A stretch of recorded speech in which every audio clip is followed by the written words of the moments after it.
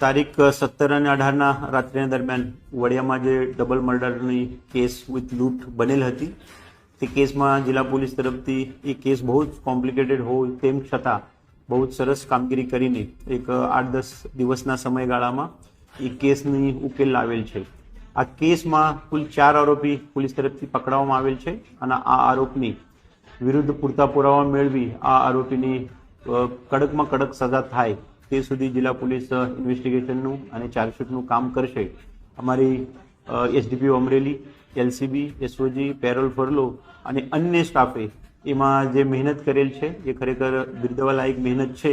સાથે સાથે વિસ્તારના જે ગ્રામ્ય વિસ્તારમાં રહેતા લોકો છે આ લોકો માટે પણ અમે એક આહ્વાન કરીએ છીએ કે ત્યાં આપના ગામમાં એક સીસીટીવીની ફરજિયાત જરૂર છે. એટલે આપણા જે આગેવાનો છે એ જિલ્લા પોલીસ અને લોકલ પોલીસ સાથે સંકલન કરીને વિસ્તારમાં જે આવતા જતા મુખ્ય રસ્તા છે, મુખ્ય 4 રસ્તા છે, મુખ્ય મંદિર છે, તેના ઉપર એક સીસીટીવીની ગોઠવણ અવશ્ય કરે તે બાબતે જિલ્લા પોલીસ આગળ વધીને આ બાબતે કામ પણ કરશે.